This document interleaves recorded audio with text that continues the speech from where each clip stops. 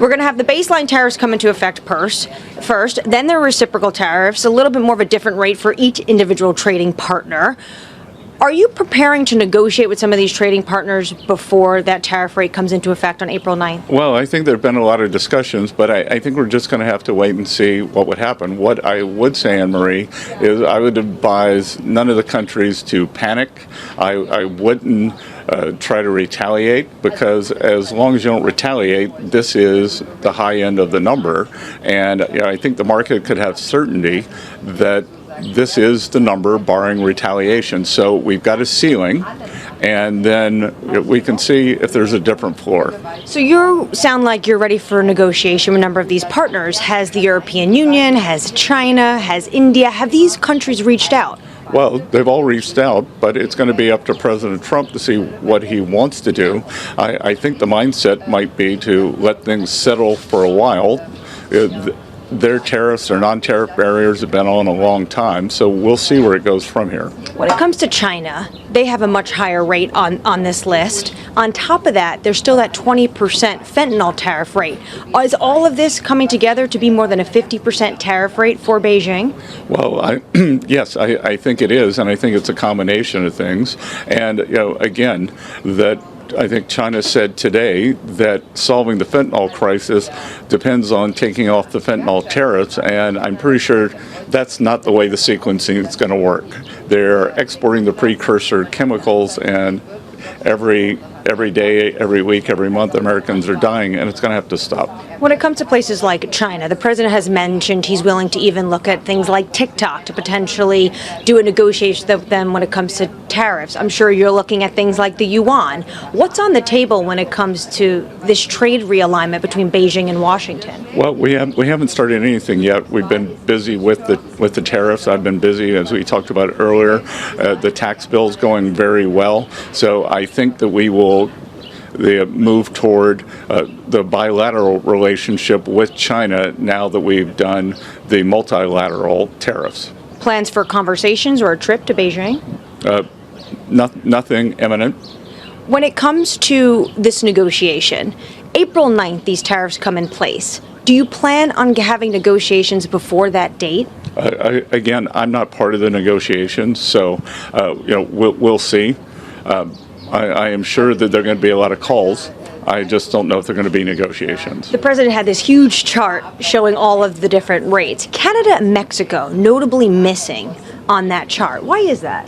I'm not sure. Not sure. Okay, I imagine that has to do potentially because they're already in negotiations previously with the 25%. I'm not sure if you saw the initial market reaction. I haven't. So equity futures slid on the news. You had talked about how we're in a detox period.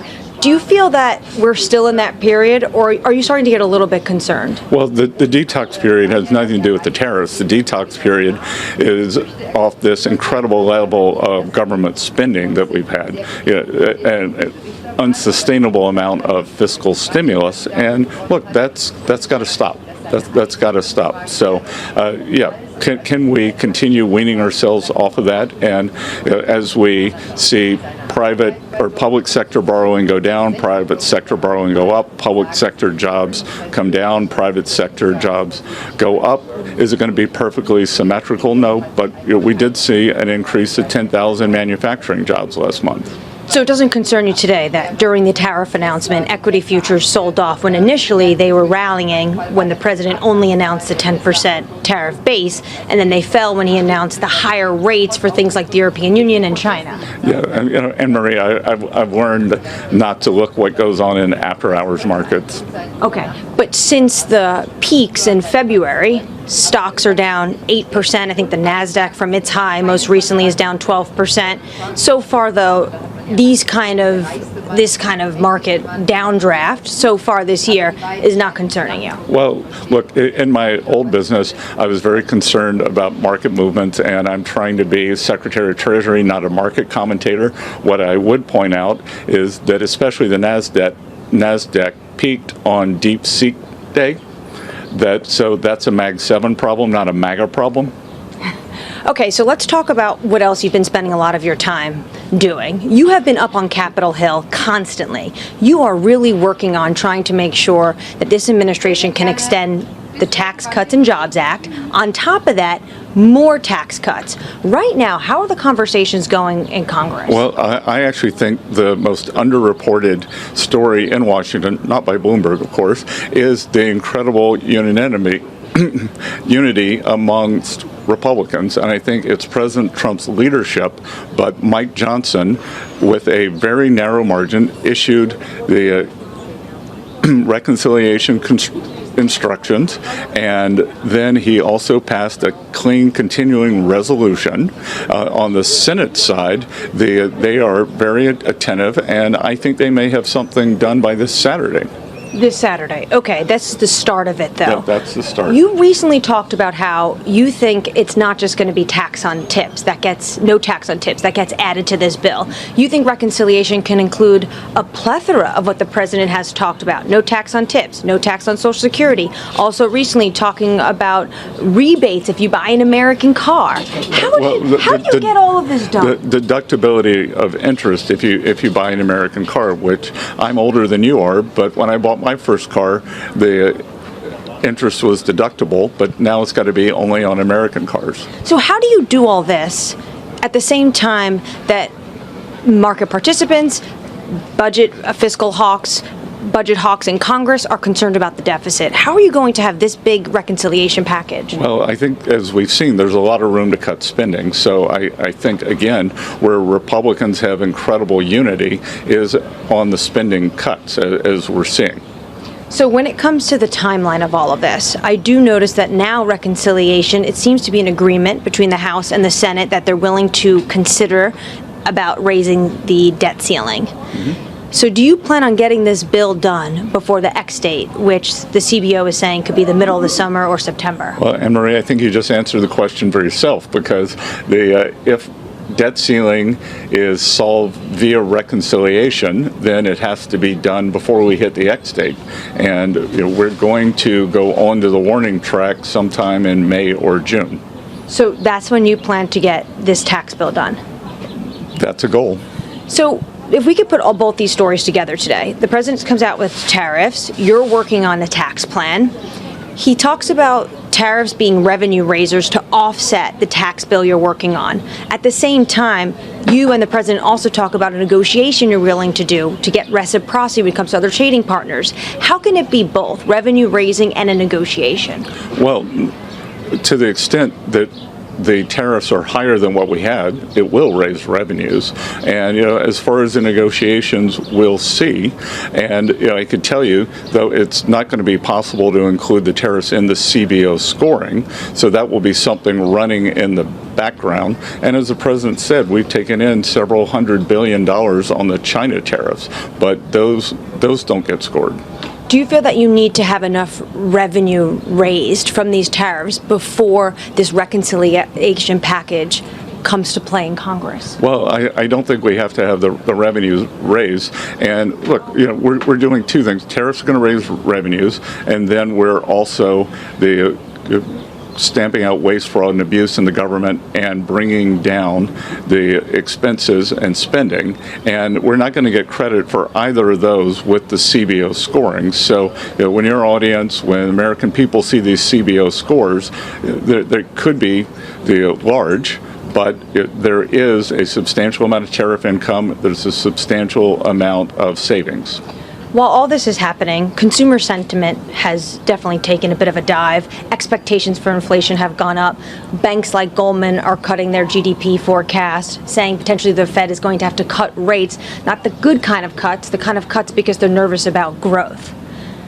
How concerned are you that the timing of all this is going to be incredibly challenging because of how the American consumer, how corporate America is feeling at this moment? Well, it tells me a couple of things. One, we got to get the tax bill done quickly, because that's a confidence builder. And two, we're seeing sentiment surveys from the American people, but we haven't actually seen them take action.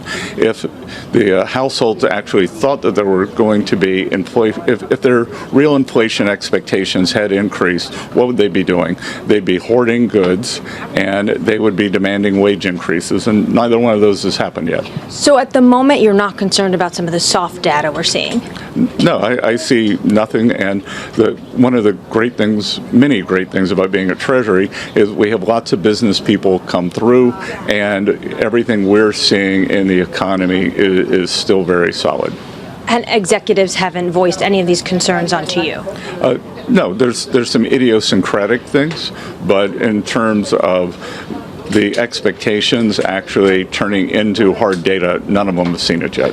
Now that you're working on the tax bill, and of course tariffs at the moment are out of the way, what else is on the agenda for you for the rest of the year? Well, we have the Ukraine deal that's coming up.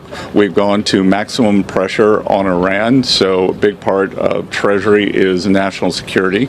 And then we are doing a big push on deregulating in a smart, safe, and sound way the regulated financial institutions, which is going to allow for the private sector, not the government sector, to grow. When it comes to international, where are you with Iran, Ukraine and the mineral deal? I believe we may have a team from Ukraine coming over as soon as the end of this week or the beginning of next week.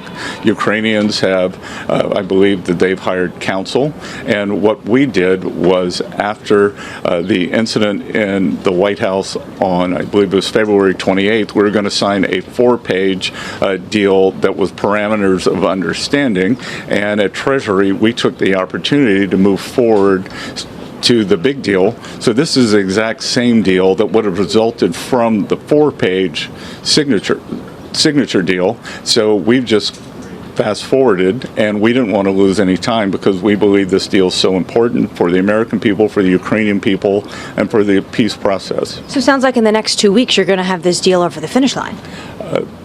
It's ready on our side. When it comes to Iran, since you mentioned that, and I know you're going to be focused a lot on international aspects, now the tariffs are done and you have the tax deals underway. When it comes to Iran, do you think we could see secondary tariffs, secondary sanctions? Well, we've already seen sanctions for the first time. U.S. Treasury sanctioned a so-called teapot refinery, which is a private sector refinery in China, and they are the buyers of the Iranian oil, and we could see more of that. Wow, interesting. Treasury Secretary Scott Bessent, you've been very generous with your time today. We really appreciate it here at Bloomberg TV. That's all for today. Thank you. If you want global news to keep you up to date on any new developments, please subscribe our channel and forward our content with your friends on social media and email. Thank you very much for keep supporting me. Stay safe, be blessed. Namaste. Thank you, God bless you, and God bless America.